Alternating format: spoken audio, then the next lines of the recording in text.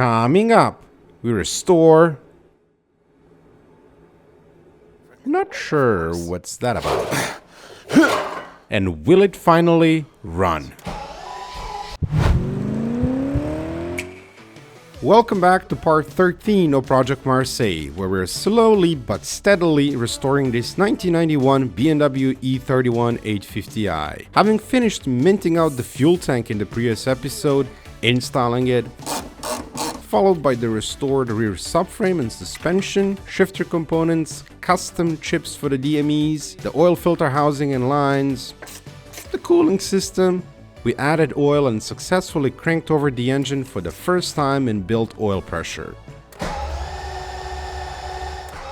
It should go off, and that means that we have sufficient oil pressure inside of the engine. Before we can fire up the engine, we need an exhaust. But prior to that, we need to install the drive shaft and a differential, which is conveniently the next item on our restoration list. On the left is the original 293 ratio open diff, and on the right is 315 ratio limited slip differential out of E32 750, which I picked up used and the one we'll be using. I want an LSD in the E31, and going with a shorter 315 ratio means we'll sacrifice a bit of the top speed, which isn't the point of this car anyway, but we'll gain better acceleration, and shorter gears equal more shifting, which is what you want in a manual car. This diff will be a sweet spot for this car, but before we can install it, we need to restore it, and for that we'll take it to a diff specialist, Florian from limitedslip.de, as specialty tools and parts are required to do so. Here's the basic difference between an open diff and a limited slip differential. This is an open diff,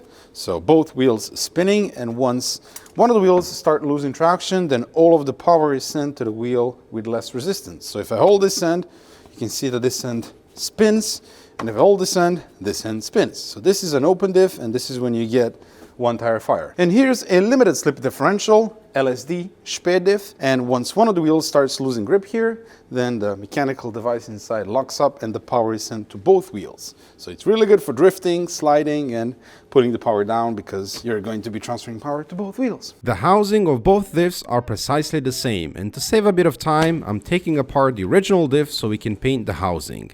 And we'll also need the front input flange and rear cover to transfer over to the new diff.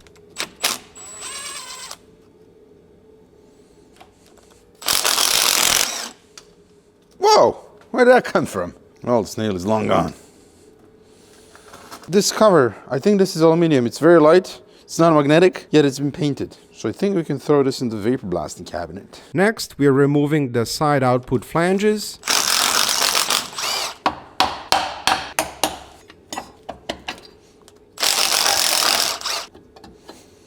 And then we can remove the case, aka the heart of the diff. Next, the input flange.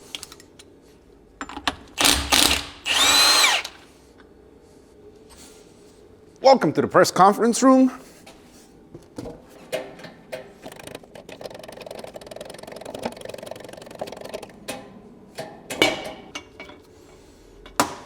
All right. That's the pinion gear out. Now we can remove the bearing. After wire brushing the housing, removing rust and degreasing it, it's time for paint. Welcome to my paint booth, the state-of-the-art one behind the shop in the bush. That one is currently experiencing some lighting issues. The fuse popped in the form of the sun going down. So we gotta do it here. So, primer first.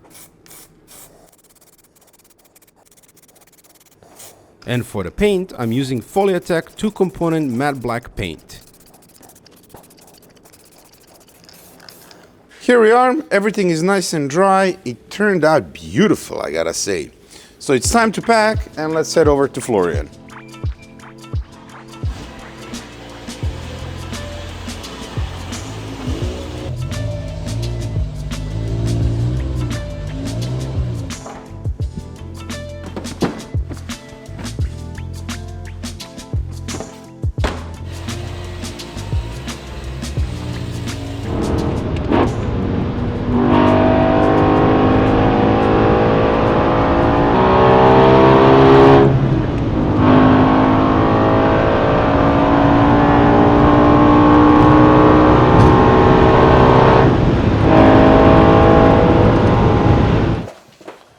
here. Got a building room. Yeah, here we are.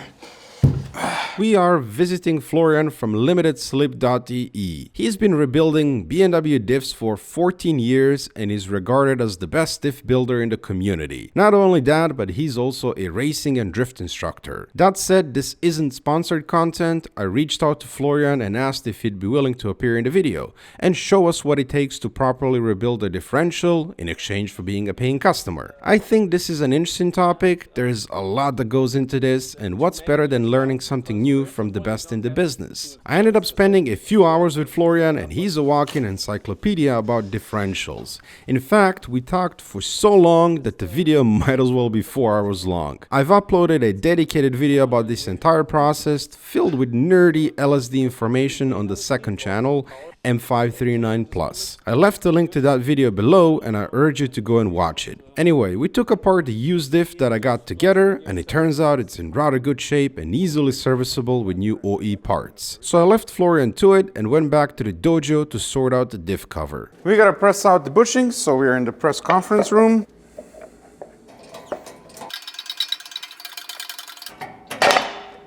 It's one out. So this bushing isn't that bad, but new bushings are available from BMW, so as we're restoring the entire car, we're going to renew whatever we can. Wonderful. What? Oh yeah, it is. Vixen Surface Treatments Aquablast 1215 Vapor Blasting Cabinet. You already know that. Time to make this part look better than brand new. The media that's inside of the machine isn't exactly strong enough to remove paint, but let's see what happens.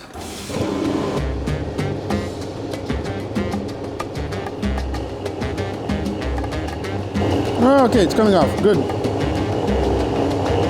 Actually, rather easily.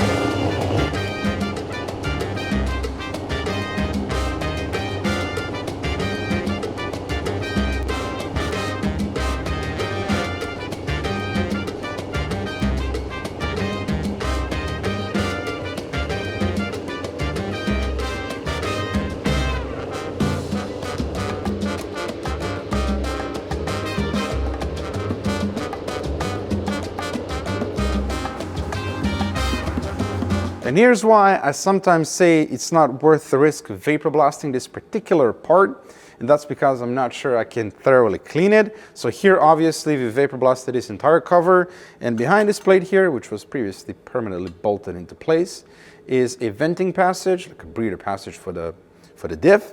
I just grinded off the tabs so I can remove the plate, and look at that. I just spent an entire bottle of brake cleaner, water, compressed air, just a ton of time trying to clean this thoroughly, thinking it's clean, but I still wasn't sure, so I decided to remove the plate, and there we are. There's a ton of blasting media in there, and this is a big problem because once we have the oil in the diff, all of this media is gonna loosen up and it's gonna end up in the oil, and it can wear out the bearings, and then the diff is gonna go boom boom. So if you're vapor blasting, sand blasting, or whatever blasting, and you're not 100% sure you can clean it thoroughly, just don't do it. It's not worth the risk.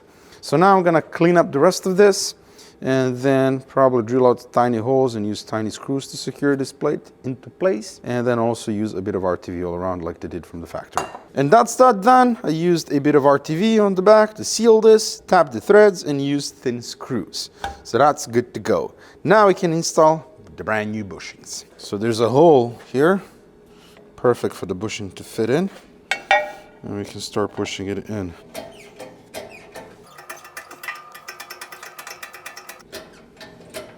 Second bushing.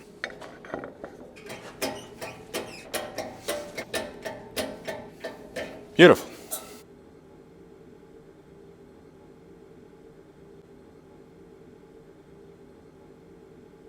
The speed sensor, which I cleaned up, had the plate repainted, fresh O-ring and fresh bolts. Just pop this here like that. Lube up the O-ring. Pop in the O-ring into place, and then the sensor.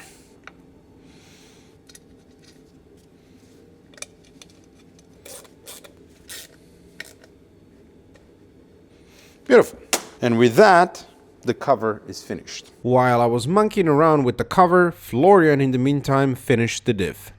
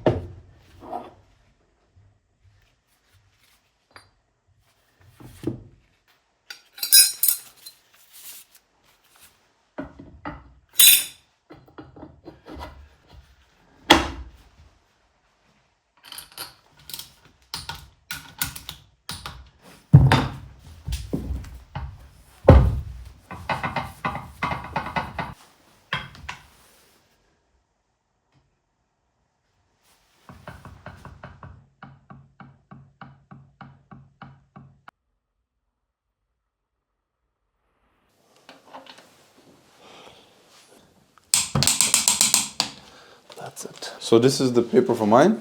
Exactly, with my the exact LSD setup, with the final drive ratio, with the preload when measured in new condition. I'm here and I will be happy to build you a lot of more good diffs. Thank you. So I'll leave, I know you have already way too much work, but I'll leave your info in the description so you can get even more work. Yeah, okay. I try my best Yeah. to handle everything. There you go. Yeah, fantastic. Great. Thanks a so lot. much. A complete how-to LSD rebuild video is on the second channel, but here's the final result.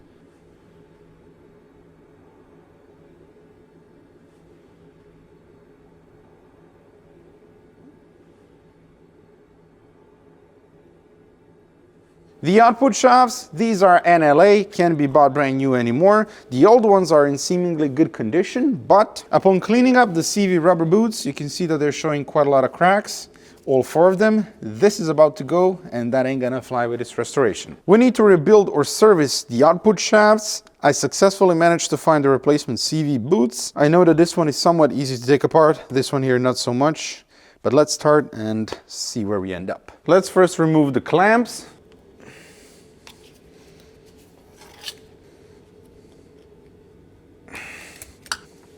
Next we need to remove this cover here. Gotta do that carefully and try not to damage it.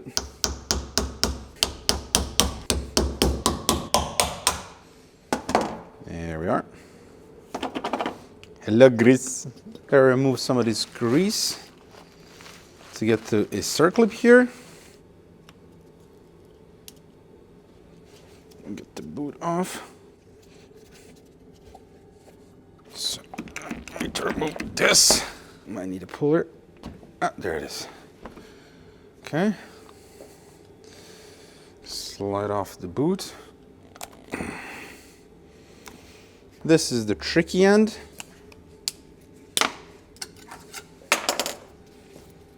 Oh, great. Good job, Stratton. Now I have grease all over my hoodie. Great. I ruined the hoodie completely.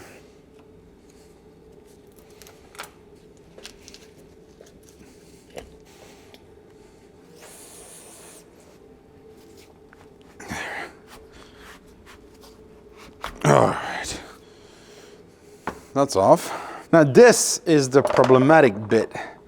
This metal plate here, it's crimped on. So to remove it, I would need to pry it up a little bit and then get it off and then somehow put it back on. I don't know if there's a lip here. If there is, then there is no chance of me doing that at all. I might regret this, but I'm gonna try and take this off, this plate. So this is crimped over a lip here. So I'm just gently lifting the edges and then I'm gonna try and slide it over the edge and get it out that way, and then when the time comes to reinstall it, we can use RTV and then hammer it back into place, which ain't gonna be pretty, but it will seal this.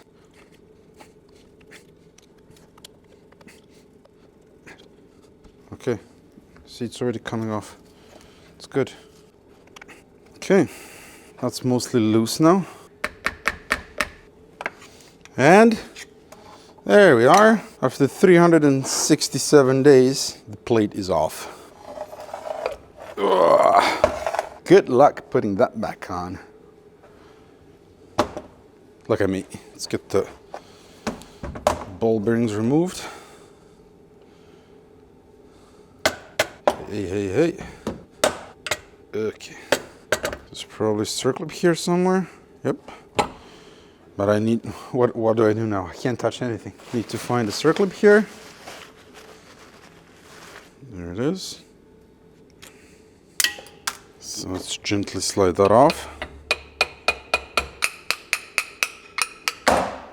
There it is. And that's the output shaft taken apart. Huge mess. Looks like a crime scene. Now I need to take apart this puppy here, which is going to be fun. So this one can go here. Okay. And then there's another plate that we need to remove. This one here. I'm gonna put this in the vise and then pop this out. That's off. And that's how you blow apart the E31 output shaft and CV joints. Just make sure you're wearing something that you want to throw away after, because I'm completely covered in grease now. Anyway, I'm gonna blow apart the other one and start degreasing this, because this is just a huge mess now. I have splendid news. The actual shafts are actually fantastic condition. Fabulous, like brand new. No, that is a lie. They're kaput. Yep.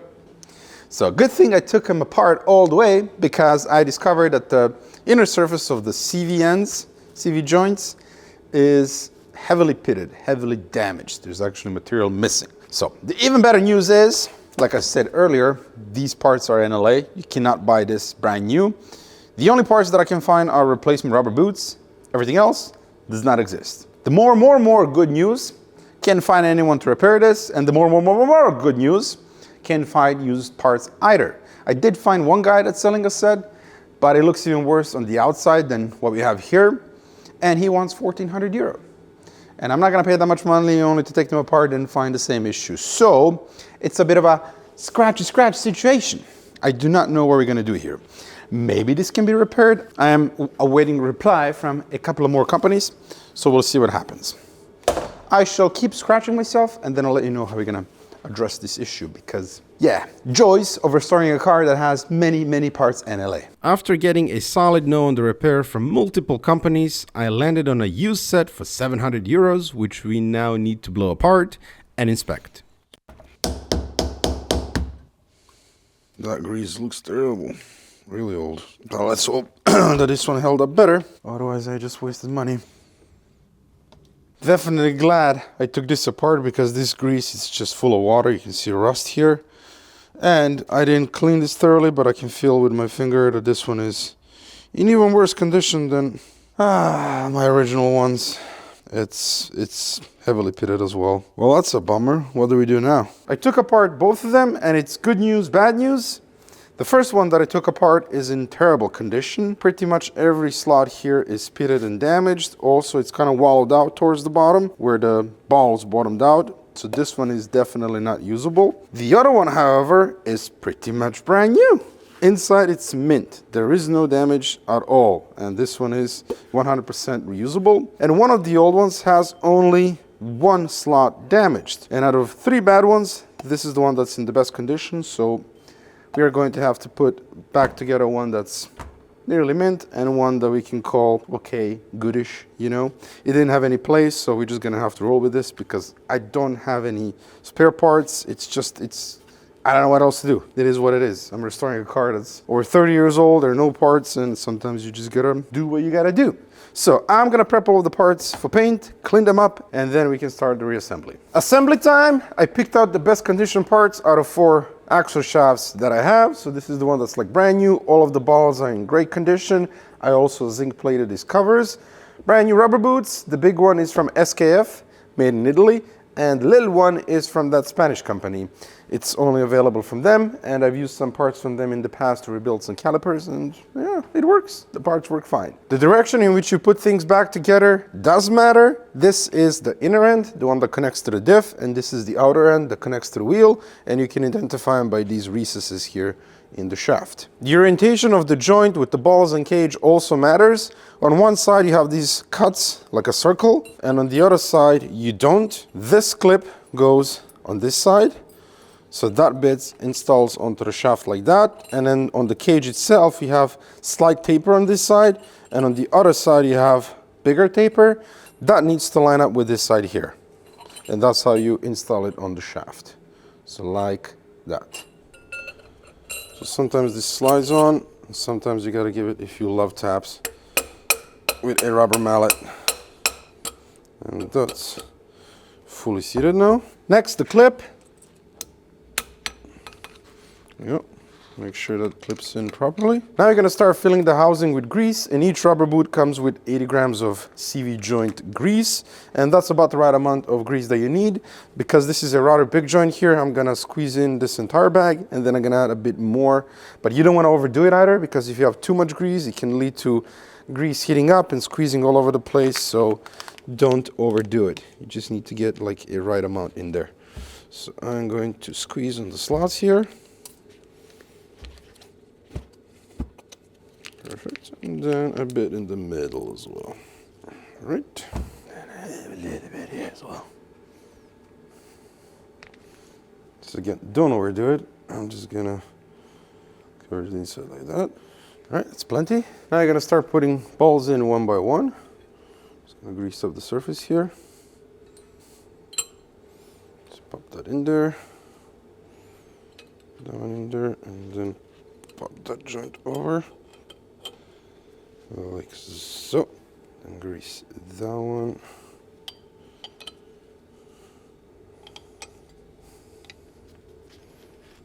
And the last one here. There you go. So move that around a bit. Grease it up. Another thing to mention, you have a big end here and like a small end. You gotta match that up against the housing. So small end up against the big end up against the small end. So you can't really get that wrong, because if you do, you won't be able to assemble it or move this U-joint at all, but just pay attention to that. So now that this is all in place, we can squeeze the rest of the grease in there. And that's enough. Before you put the cap on, just make sure you can actually move this U-joint. Kind of get the grease everywhere inside. Very good. There's a lot of confusion online as to the orientation of the parts. I put it back together the exact same way I took it apart. It didn't look that anyone messed with them. And you will know pretty quickly if you assemble everything correctly. If you can move everything freely and nicely, everything is fine. If it's binding and you can't move it, something is wrong. So the cap is the next. Spread that in. Tap that into place. Very good. And I need to crimp it into place. Okay, got a wooden block here. Because now you're gonna start tapping on the cover to crimp it into place, because we don't have a crimp tool like that. So push the cover in and start tapping on it.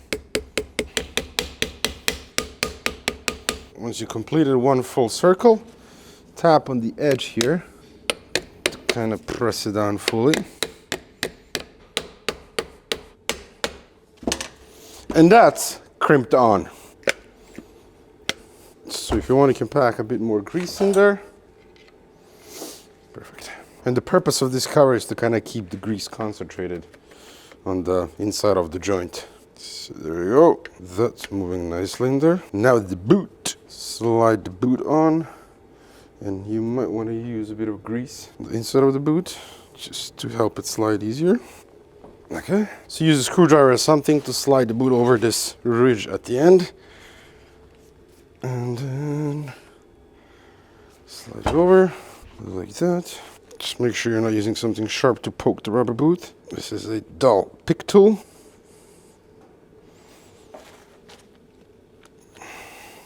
Nice, and that's now in place. And that's our working as it should. So if you flip something around, you won't be able to do this. To have this nice range of movement. For the clamps, I'm going to use Oetiker clamps, because they're much better quality than what's supplied with the boots. These are stainless steel ones. There we go.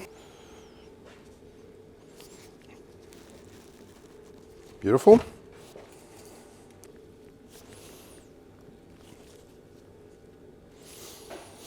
And that's one end done. So this moves nice and freely, it's perfect. Now the inner end, first the rubber boot. Also gonna put a bit of grease. There we go. Slide that in. Next is this cover. And then we have this. So same dealio on the deal. This raised surface points towards the inner side of the shaft. And then this edge here that's chamfered, finding some mixed info online. Some say that it should point this side, the others say that it should point that side. Here, I don't think it matters because the cage looks exactly the same on the inside. But I am going to put it back the exact same way I found it, which is the bigger chamfer goes on the inside. So this one slides in by hand. The circlip. That snaps into place. And now, the housing or this race here, you have 3 lines here. Those lines point towards the outside of the shaft, so towards the diff.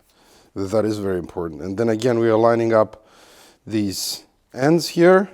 So narrower end with the wider end here, and then narrower end here with the wider end on the star here. So pop this one in first,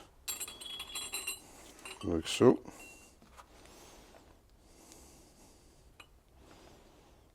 Grease. So grab the first bowl, and then goes the second one.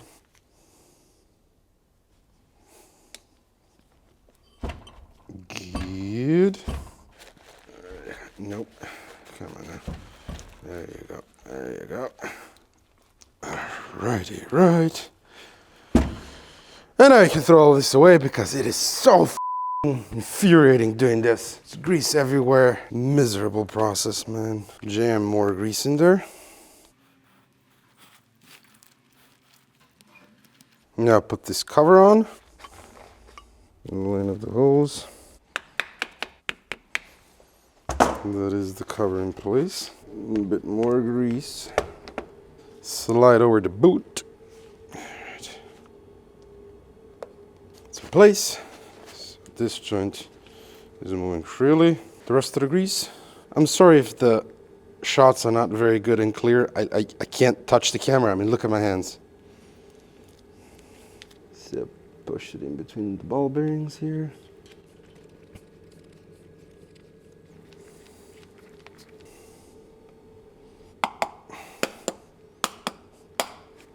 Beautiful. The clamp. There you go. And that's done. All right, I'm gonna clean up and then let's reassess. Now that everything is assembled, the most important thing is to make sure that we don't have any play in the constant velocity Jonathans. So hold the shaft, try to move it like this, and if there is no play, that's very good. That's very, very good. It also moves freely. Same on this end. Make sure no play and that it moves nice and freely. And then here as well. That's brilliant.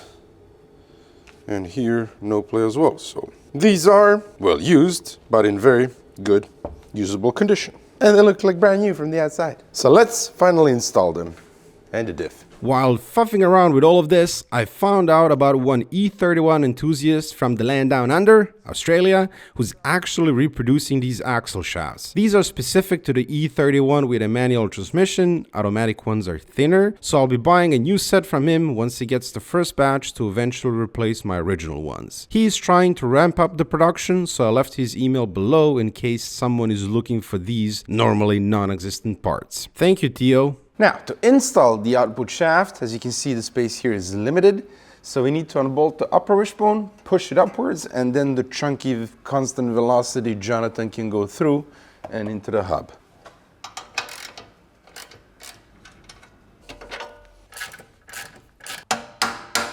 So we need to push it up. Ouch. I think that'll be enough. Some carbon fiber. Stop things from rubbing and scratching. And now, let's see if we can sneak it through. So it goes in like this, and then goes in there. Get the cloth out. Good. And now we just need to start it. Ow! Hit my head on the other output shaft. Ow! Again! This tool is vital for this operation. This is like a drive shaft puller. You use this tool to pull the shaft through the wheel hub. It's from BGS, which is hit or miss with tools, mostly miss, but this one is quite good for this. So you have this, which you screw on to the end of the shaft, and then you use this to pull it through. It works quite nice. So first gotta start the shaft and line up the splines, and then get this socket onto there. It's thin enough so you can go in, and then the rest of the tool. So this screws into the socket. And then by winding this nut here, we're gonna pull the drive shaft in. So, easy does it.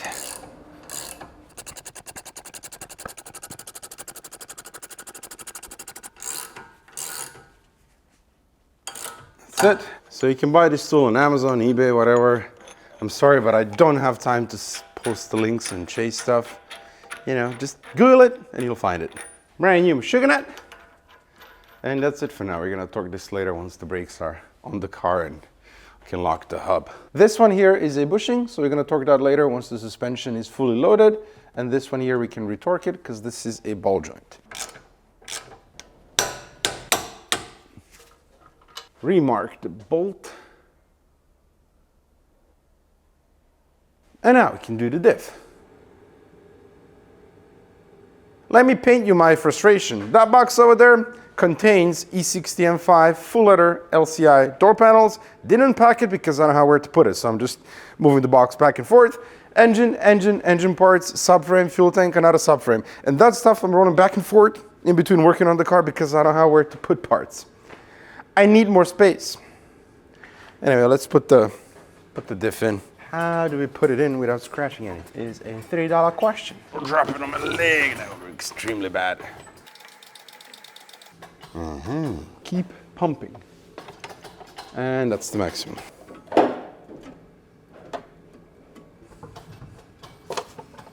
It's a good thing I can't even reach the hole to put the bolt in. That's good. There you go. All right. Yes, that's the second one through. Now the front bolts. Oh, look at that. Okay. Can't fit my normal torque wrench in there, so I'm using the electric one. So this one is 127 meters. All right, 127.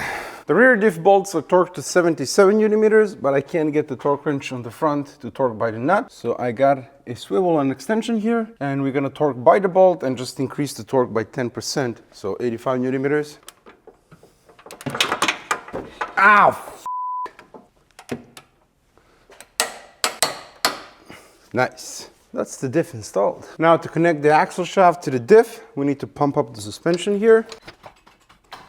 How are you bending yourself? How's that possible? I mean, your transmission jacket, it's criminal how shitty this one is. Let's see. Oh, that'll be enough. Slide it in. Yes.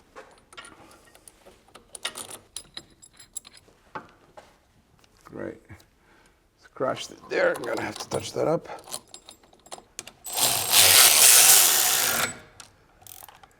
That's it, just lightly tight, and then we'll torque this to spec once the brakes are back on the car and I can lock the diff. Lastly, plug in the speedo sensor. Nice. Next up, we have brand new parking brake cables. Got a rubber grommet here.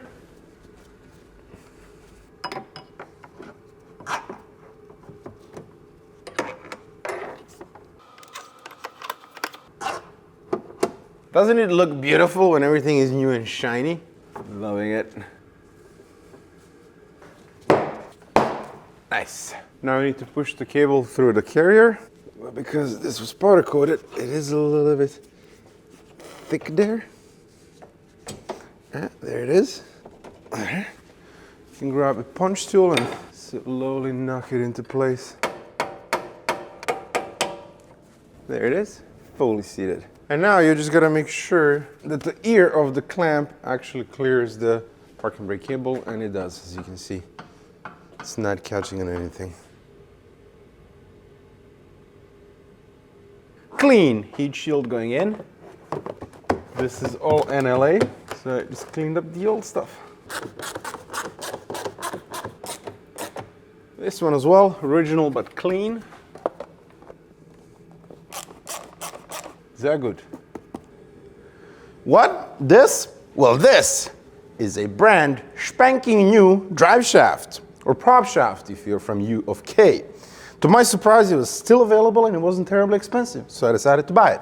Comes with brand new flex joint, the seal in the front, bolts, nuts, center shaft bearing, and brand new constant velocity Jonathan, and the little gasket in the back. We have brand new software, so let's pop it in. This is a little bit trickerson to do all by yourself. That went in. How about you, good sir? There we go. I think we're in. Very good. Muy bien. Man, everything is so nice and shiny underneath of the car. I'm not even gonna wanna drive this car in rain. It's like one rain, two rains, it's all gone. It's all going to be dirty and ugly. Make sure that the air is pointing towards the flange, on the transmission, and on the drive shaft as well. And now we can put the bolts in. These are massive M14 bolts, 10.9 grade, and the torque speculation is 140 Newton meters, but as we are torquing by nut, we're gonna go 10% up, so 154.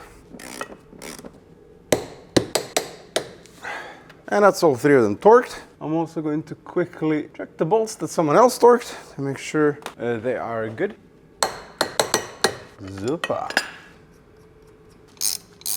I locked the drive shaft in the front with a spanner. Now I have my digital torque wrench, and we're torquing to 64.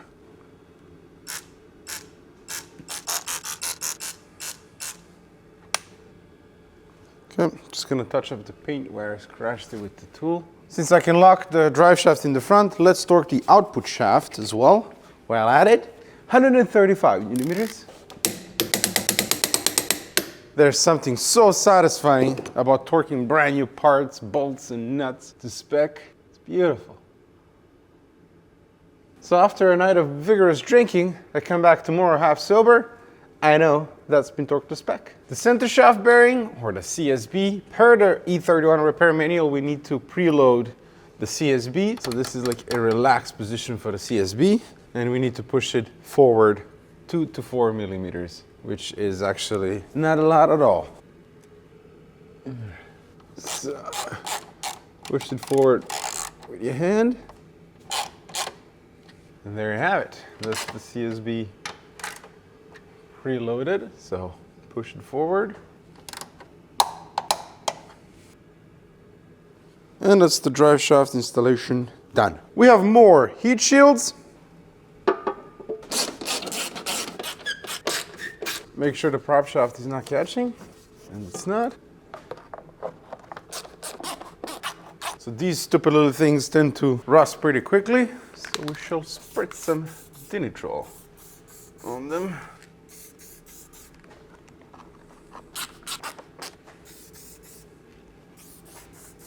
Next up, the fluids from Liquid Moly. We have 75W140 limited slip differential fluid, and then ATF for the manual gearbox. That's right, that 6-speed uses ATF from the factory. There's even a sticker on the transmission that says use ATF, and that transmission works really nice and smooth with this fluid.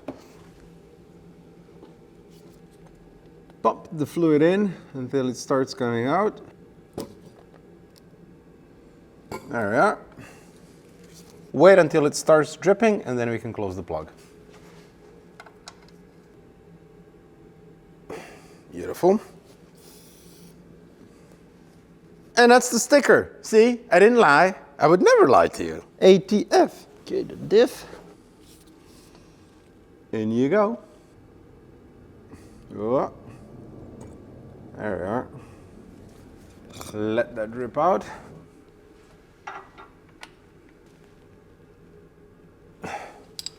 Great.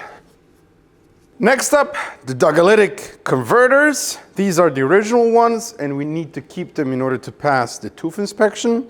We need to spruce them up though before we can install them on the car. So these front heat shields are looking a bit poor, so we need to replace them, clean up the exhaust, and replace the lambda or O2 sensors. I've sourced replacement heat shields, so we need to cut and remove the old stuff and pop this in.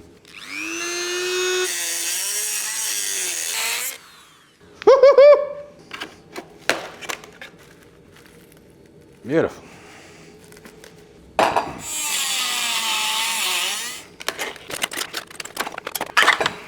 There we go. That's a lot of rust.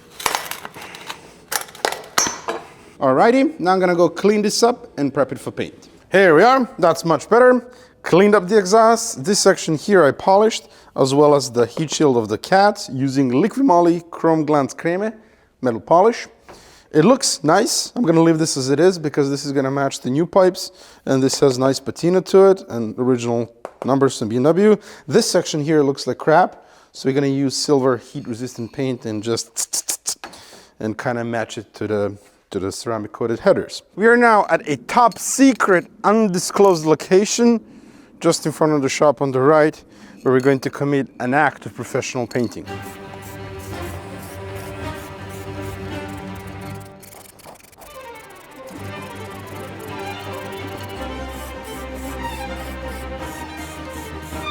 And now we're gonna do the heat shields. I bought this off of a guy here in Germany that makes E31 parts, Engel.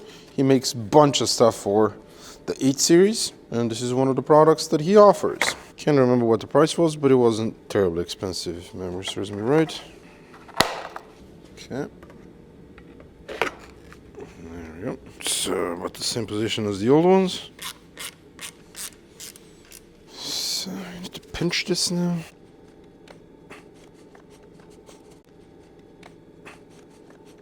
Very good. Fits good, and it's not rattling. So this one goes here. Okay.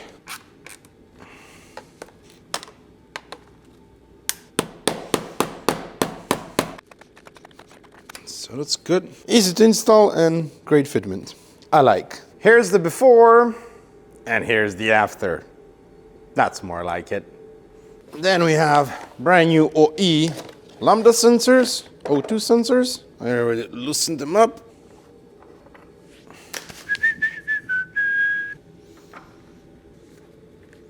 Give it a good twist.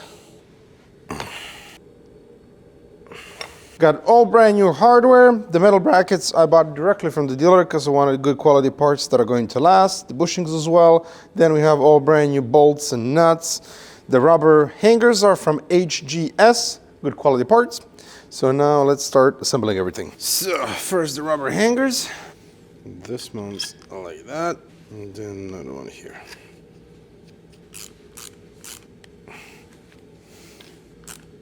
Good, let's install this.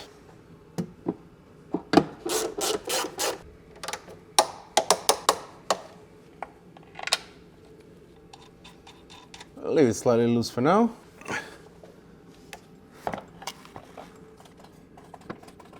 That's roughly where it needs to be, so I can do the gasket and the bolts in the front.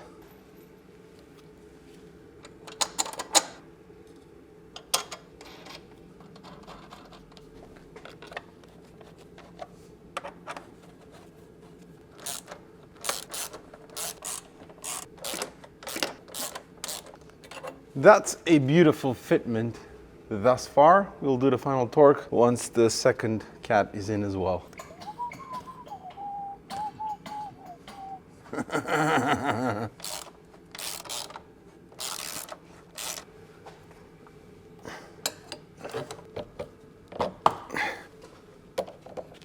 Well, oh, nope.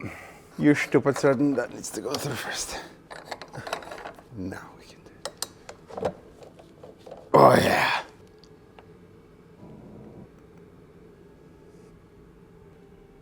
So, good and tight here.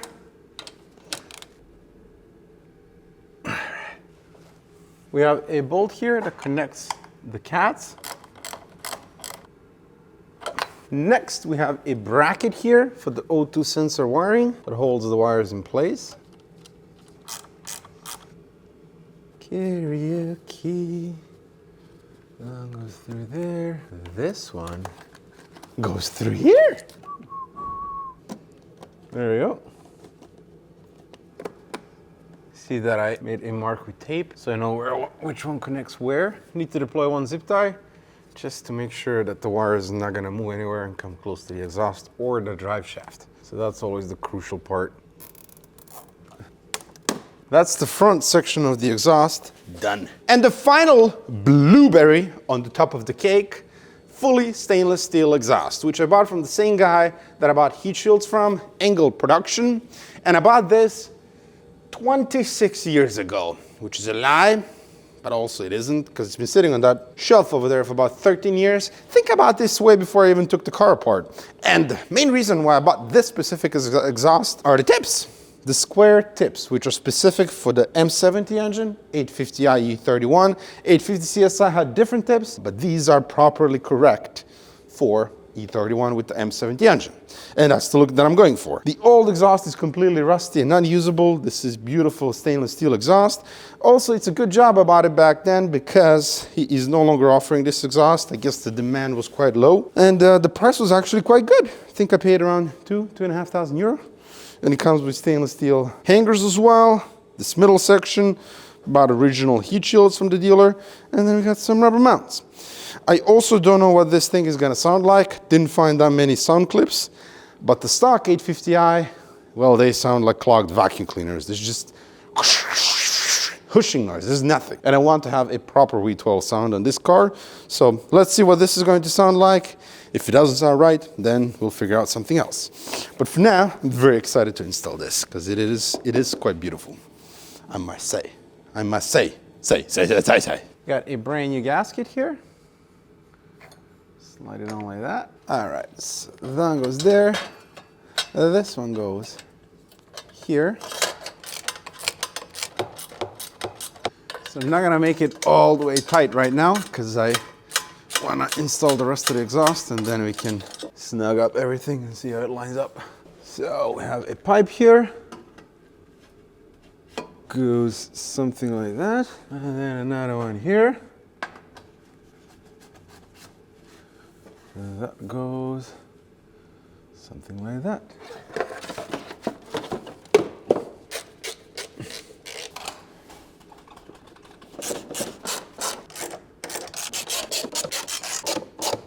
And that's the exhaust temporarily in. I say temporarily because I need to further adjust it. The shocks are not in, which means that the swing arms are sitting lower than they're supposed to. And there's very little clearance here. I mean, there is enough for now, but once the shocks are back in, I need to readjust everything. The good thing is there's so many adjustment points with this exhaust. You can actually adjust the tips here, how they sit. There's another adjustment point there and here, so you can make it perfect. Very, very happy how it fits. Wasn't too complicated to install it. Didn't need a team of engineers to do it. Did it all by myself. Nice and easy. And it looks spiffy, really, really spiffy. All right, let's add coolant, bolt in the MAFs, and start this beast. It's a nice chunky exhaust, man. We have the correct coolant from Liquid Moly. So, turn the ignition on. Turn the fan on to the lowest setting and make sure that the temperature is set to the highest setting. And now we can start adding coolant. Got 50-50 mixed coolant with distilled water. This thing takes a lot of coolant. See that? It's bubbling. This is the sucky bit. All brand new parts are gonna get covered in coolant now. I'm bleeding the system. So we gotta make sure it's built properly. Okay, that'll do.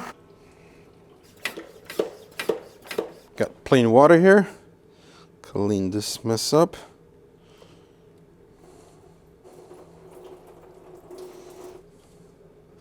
The engine ground cable, that's obviously the original one. As you can see, it's very crispy. This is the replacement one from the dealer. Same part number as the old one, except it's not the same because it's quite a lot longer and it doesn't fit. So I went the custom route. I ordered this on eBay, 20 millimeters long, and it matches the old one perfectly. And it's supposedly made in Deutschland. quality seems rather good. Brand new nut, of course.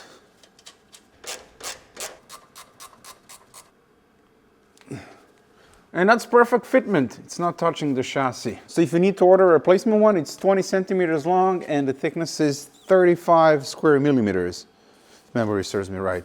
And the final piece of the puzzle that we need to start our car is the MAFs and the air intake system. So we have brand new rubber boots from Ed from v12throttle.com. We'll drop the link down below for that. The old ones were rock solid, and these were completely deteriorated. The MAFs, you can only use original Bosch MAFs on these cars. You cannot use anything else. Aftermarket, it will not work correctly. So these have been tested and they're in perfect condition and ready to be reused. And then of course we have some fresh air filters.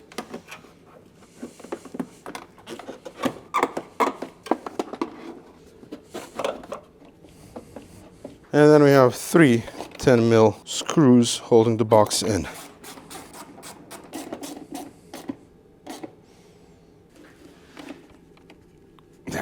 Pay attention how you install the MAF. There's an arrow on it for the airflow. Then plugs in here like this.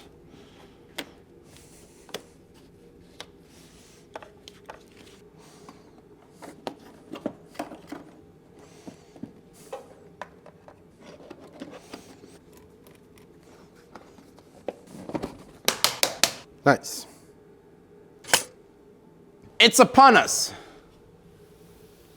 The time is upon us to start the E31 for the very first time. I drove this car onto this lift in December 2022. Right now it's February 2025, so just over 2 years I've been working on this project on and off. And now we shall find out if it runs or not.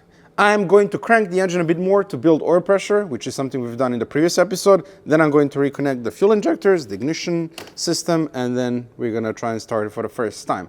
I don't know if it's going to start, and if it does start, how it's going to run, because nothing is the same anymore. We have a different block, different heads, cams, different chips in the DMEs, the tune is different, so maybe it runs good, maybe it doesn't. I have no idea. We're just gonna have to turn the key and find out. I am nervous, not gonna lie, but also quite excited to hear this engine fire for the first time. All right, let's do it. I'm gonna crank it until I see the oil light go off. Out of the gear, that's good.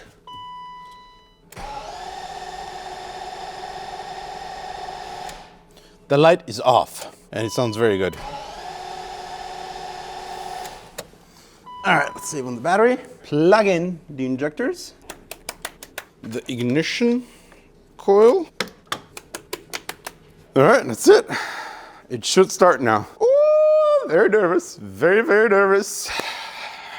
Okay, be brave, be brave. Okay, here we go, here we go.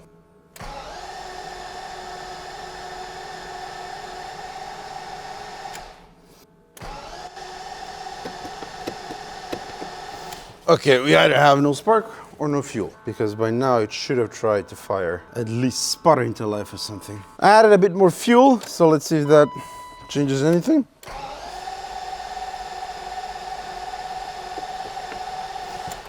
It doesn't. Okay, time to troubleshoot. Fuel, spark. Those are the two things that we need, and air, and compression as well. But it's not even wanting to try to fire, so I'm thinking fuel or spark. Let's see if we have spark. Yep, that's a spark. And it just tried to fire as well. Let's try this again. Maybe it just takes a while to build fuel pressure. Oh my God, it's running. It's running!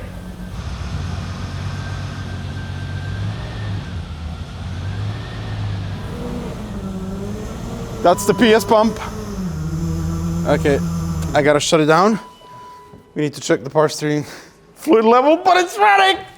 Yes! It's probably just fuel pressure, but it's running! So, to check the power steering fluid level, we gotta pump the brake pedal 10 times or until it becomes hard. And that's when the pressure accumulator is empty. And we can check the level in the reservoir. Oh, but I forgot we don't have brake fluid, so that's not good. Yeah, I forgot about that. So therefore I cannot press the brake pedal all the way down, I guess. So let's just do it a little bit. Okay, the pedal is becoming harder. Yeah, I think that's the pressure accumulator empty. And yeah, we need to add more fluid. Okay. All right, here we go again. Starts good. Oh, that pump is so loud. Oh, it sounds nasty, man. Ooh, it's very, very bubbly. So it's gonna take a while until we bleed the PS system. Okay, let's see if that's enough. So maybe we'll leave the cap a bit off. Just can breathe.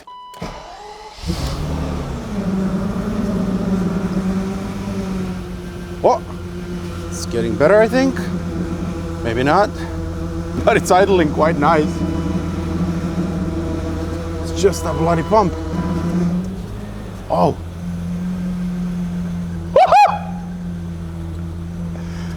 Are we running smooth? Okay. Come on! Condensation, that's fine. It's firing on 12, I would say. The mighty V12 is alive.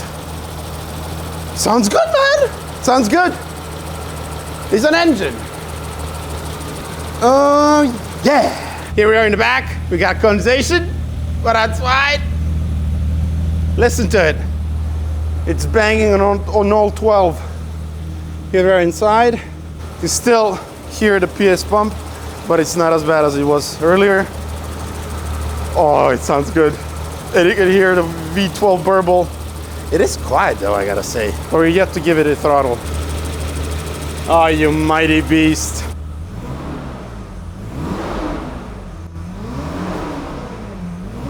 You can still hear the PS pump. I'm gonna shut it down. I wanna quickly check all of the fluids again. It's running, man. It's running. Finally. Finally, 2 years you've been sitting dead on this lift, and here you are, alive. All right, fluids. It's smoky in here. All right, any leaks? Where's my lamp? Okay, let's see. Coolant real quick. Thermostat didn't open yet, so that's fine. How about engine oil? Getting out a little bit. And PS fluid again. So I'm not pressing the brake pedal all the way down because we don't have brake fluid, but just enough so we can pump out the fluid from the pressure accumulator. And there it is, now it's nice and firm. Okay. Oh, it starts really nice, except for that stupid PS pump. Stop whining! There we are. To hear it start this smoothly, after everything we've done, I'm very happy. The PS pump is still being bitchy, but that's fine. We're gonna let the engine run. All the fluids look good. Nothing is leaking underneath of the car. No active drips. Just a whiny power steering pump. Everything else looks good. So, since it's running this smooth, we're gonna let the engine fully warm up, give it a few revs, and then we're gonna change the oil. Since we essentially rebuilt the entire engine, I want to get that first oil out, put fresh stuff in. Oh, it's almost at temp, at least the coolant is. So it should have opened the thermostat by now, or it's about to. Yes! It's running so smooth, man! Again, different cams, different block, ported heads, different tune, and it's running this smooth. The engine has reached its operating temperature and it's still working beautifully. Loads of condensation, quite normal. It's not overheating. Temp gauge is right smack dab in the middle. So let's give it a couple of... Now you can hear the engine without screaming power steering pump.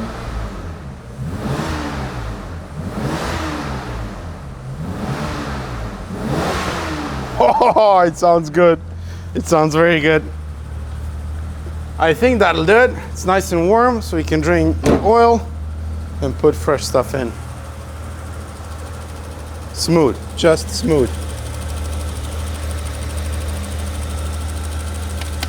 Let the record show, I touched every single nut and bolt on this engine and this car, and it fired up from the first. Didn't complain. Once it fired and continued running smoothly. Had the same thing with Project Frankfurt. From day one, when I started a brand new engine, never ever gave me a single issue. And that makes me very happy. I love it when things work out from the first try. That's why I'm so slow and careful about everything. I don't like doing things twice. And I just, when I put it together, I want it to work from the first, and I want it to stay working like that.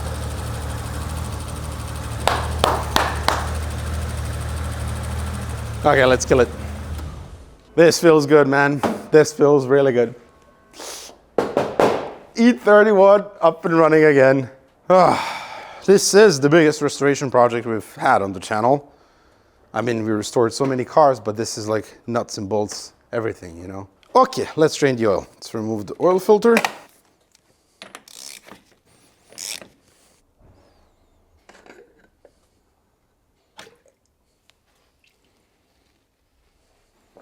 Now we can jump underneath. We have a small leak coming from this connection here. Not sure why. I'm gonna snug up the banjo bolt a bit more and hopefully that does it. If not, I'll have to replace the crush washers. But that feels right to me. All right. Other than that, no leaks at all. Always wear eye protection when dealing with hot oil. Doesn't matter if you've done it a million times. You do not want hot oil in your eye sockets. Ooh, there we go. Nah, oil looks good, clean. It finished draining.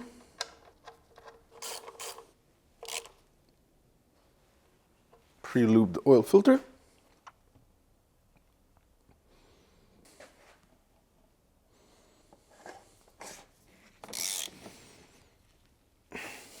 We're going to continue with 10W40 mineral oil from Liqui Moly for the first 1,000 kilometers to sort of break in the entire car, the engine as well, the cams, and then we're going to switch to full synthetic oil.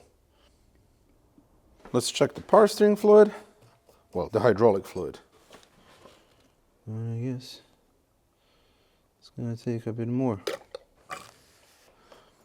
The coolant, yes, needs a bit of coolant. The thermostat did open. All right, that's good.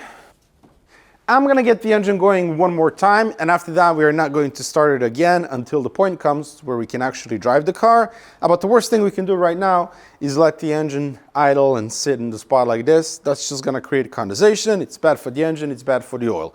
We wanna be able to drive the car and break in the engine properly that way and actually put some load on it. So one more time we're gonna start it, just gonna look over everything, then we're gonna shut it down and focus on other stuff. That starts smooth, man. Really, really smooth. Oil light immediately off, and it's idling nice and smooth. Well, thank you very much.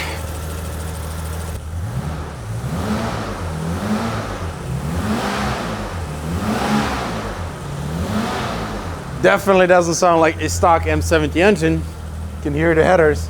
I think we fixed the power steering leak, so I just had to snug up that banjo bolt. And that's it. It's nice and warm now.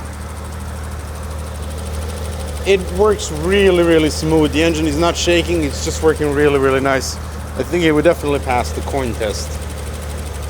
Easily. Here's the exhaust. You can definitely tell it's not a stock M70 or a stock M70 exhaust. There's a nice burble to it, but you can see how much condensation we have here. The engine, the exhaust, everything's been sitting for a couple of years, and all of that needs to burn off. And for that to burn off, we need to drive the car. Just look how smooth it revs.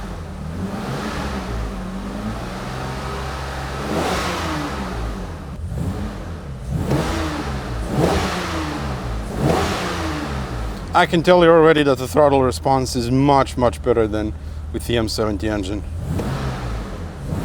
That's beautiful. I think that'll do it. Not gonna start it again until we can drive it. Beautiful. No, that's not me, full of myself.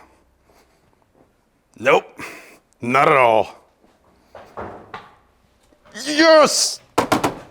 Oh, I can't tell you how excited I am to see this engine singing the song. This car dancing again.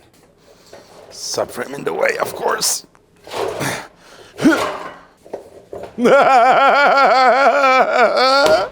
I'm very excited. I don't know if you can tell, but I'm very excited. And I may perhaps have had too much coffee, but the V12 is running again. Project Marseille is alive again. 2 years, over 2 years working on this car. So the next step in this project is to get the suspension buttoned up. The rear is mostly done. We just got to do the rear shocks, which are refurbished and sitting in that box for the last 17 years. Then we got to do the front suspension, and then we got to do the brakes, and then we can finally drive it off the lift, torque off the bushings, and start breaking in the whole car. And then if everything is good mechanically, interior, paint, and we are, you know, home run.